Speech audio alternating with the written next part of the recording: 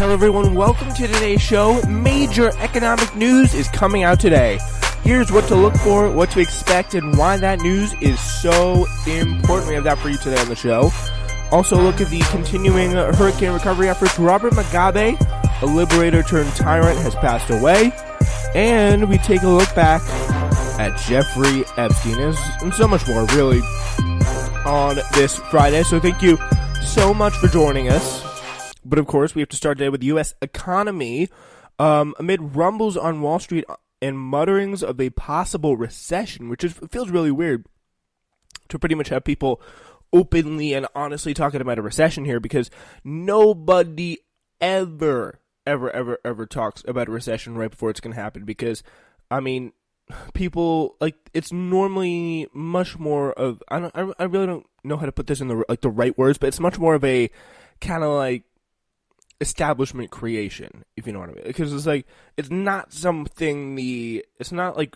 really something that you can see coming so easily and so far away. I mean, no one really seems to talk about a recession coming, because if you remember back to 2008, you got CNBC coming on and said, "Oh, there's never going to be a recession. Things are going to be great."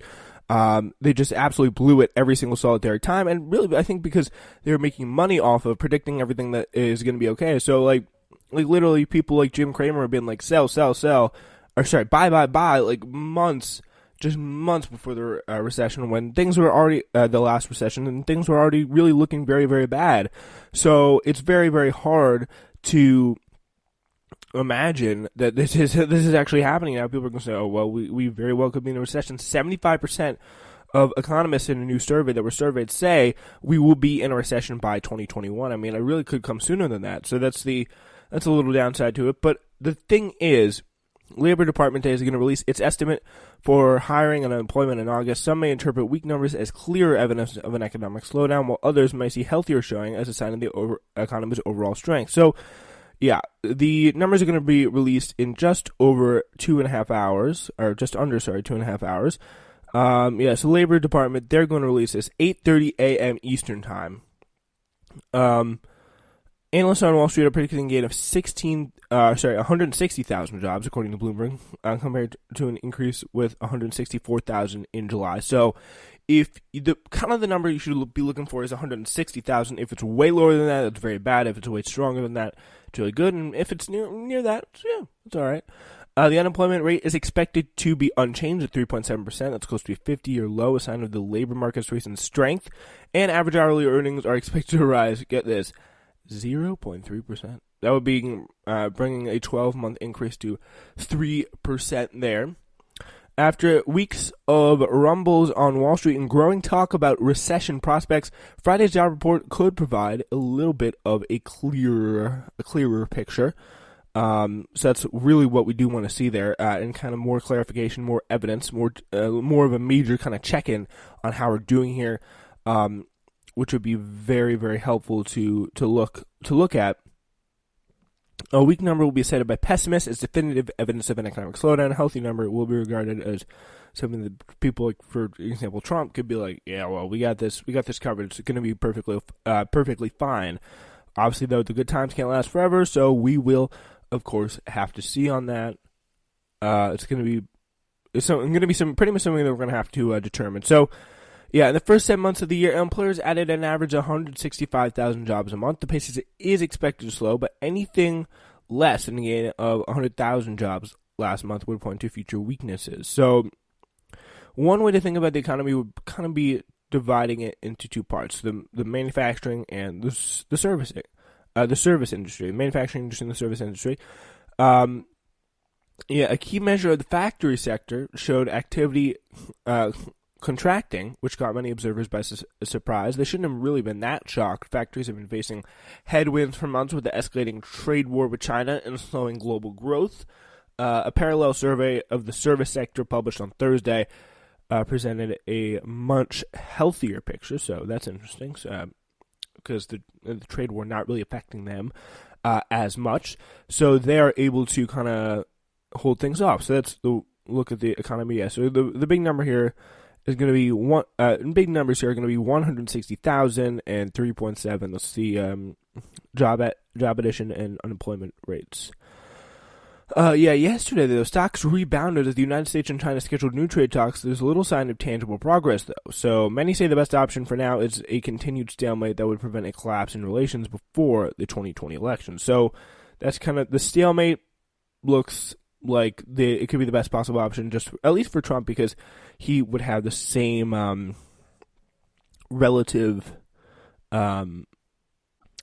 prospects. Like, no one would really be paying attention, so no collapse comes before the 2020 election. Hopefully, no new tariffs are applied, at least for the people out there who get absolutely slammed by that every day. So, anyway, in the Bahamas, a long haul recovery is just getting underway. As Hurricane Dorian began to lash the Carolinas on Thursday, people in the Bahamas were beginning to come to terms with the scale of their loss. The full human death toll is still far from certain, but 30 deaths are confirmed, and authorities are warning the number is likely to arise. But there's some good stories as well. Among them is Brent Lowe, who has been blind for 11 years. When the roof of his home blew off, he put his 24-year-old son, who has cerebral palsy and can't walk, on his shoulders and waded him to safety. As a blind guy, that's pretty impressive. Wow. That's a cool story that kind of got out of there. So it's very, very disturbing. Dorian, though, is thankfully now a Category 1, sweeping up the Carolina coast and should reach up in the East Coast, New York area by tonight. So that's to give you an idea of where it is now. So, since Hurricane Dorian, it's been really crazy.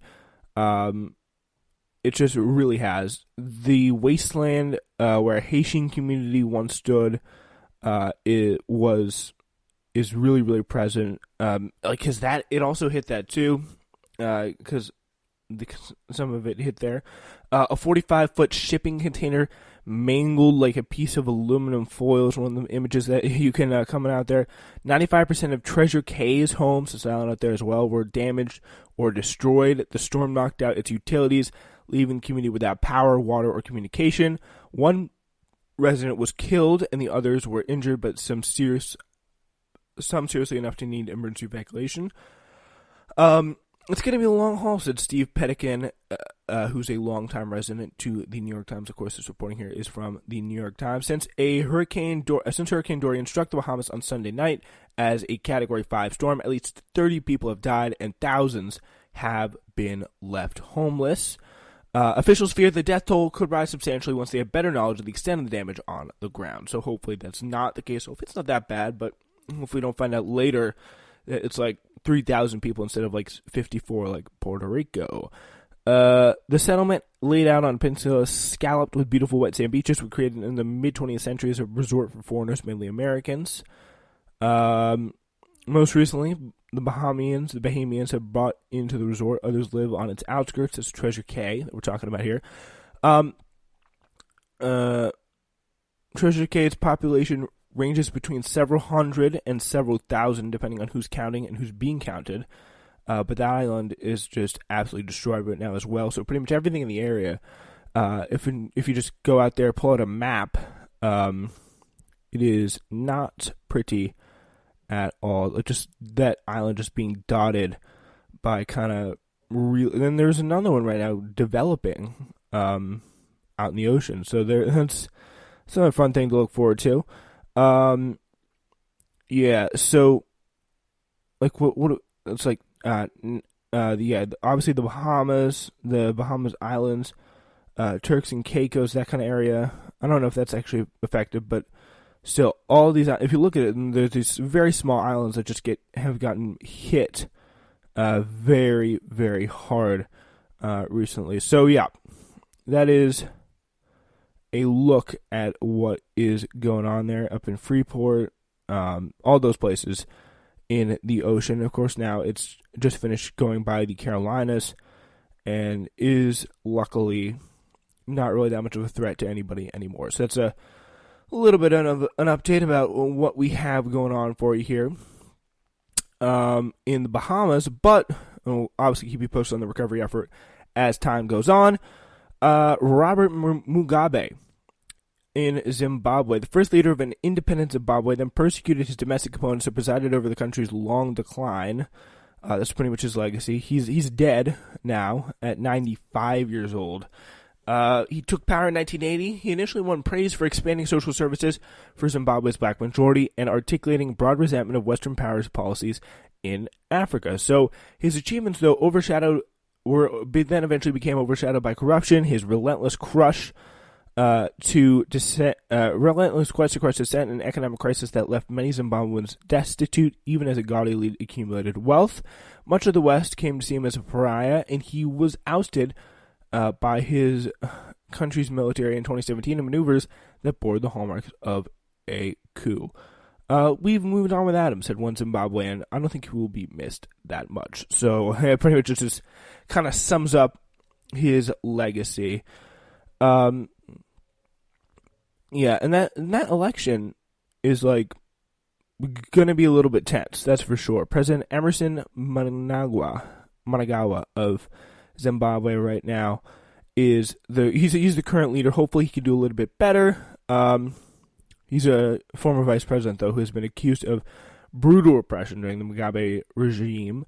The opposition had been fractured and weakened after the death of its longtime leader, Morgan Tsvangirai, who challenged Mugabe in successive elections in 2008, 2002, and 2013. So in 2008, it was marred by a deadly post-election violence, and observers fear a recurrence this year in the contest between Mnangagwa and the opposition leader Nelson Chamisa. There are accusations of threats, intimidation, and vote tampering. This was back when the election was taking place in July. Unsurprisingly, that guy who used to be Robert Mugabe as vice president is still the leader now. So that's very, very interesting. But we now turn to a highly respected university and a not so very highly respected dead guy. Joicho Ito is a prominent tech evangelist at MIT, has apologized for accepting about $1.7 million from Jeffrey Epstein, the disgraced financier who killed himself last month while awaiting trial on sex charges in Manhattan. But the university has begun an inquiry into the donations, and some of Mr. Ito's colleagues are not letting the matter go. So, yeah, that media lab they have there at MIT is a prominent research center. But what if it was what if it was a bit of a problem and it was funded on pedophile money? So that could be a bit of a problem. It was. So yeah, he wrote to himself on Twitter, "Reminder to self." This is Joicho Ito. Do not invest with or take money from creeps. Although he used a little bit of an earthier term. The word was assholes. People are writing, "This did not age well." People are kind of making fun of him for this. I'm assuming somewhat MIT people as well. So this, again, $1.7 million over the next decade he accepted from Jeffrey Epstein. So, and this is again, he wrote that tweet in 2008, and by that time Jeffrey Epstein had already been in prison for pedophilia, and it was pretty obvious to anyone with half a brain and who has not worked in the federal government was Alexander Acosta, that he was incredibly guilty of a lot of very, very serious crimes. So the fact that you want him donating to you, just find another billionaire. There's probably some other billionaire out there who wants to fund this media center that you got. So, I mean, it doesn't make sense. So his apology last month prompted two academics to announce plans to leave and led calls for Ito to step down from the lab, an institution that's proudly indifferent to scholarly credentials and seeks a future marrying technology and social conscience. On Wednesday, at a meeting billed in an email as the start of a process of dialogue and recovery, the two attendees said had begun with a group breathing exercise. The rift was unexpectedly pulled open just as it appeared to be closing. So, roughly 200 people gathered to address the lingering anger at Ito. And yeah, he helped the lab raise at least $50 million, revealed that he had taken over $525,000 from Mr. Epstein for the lab, and $1.2 million for his own investment funds.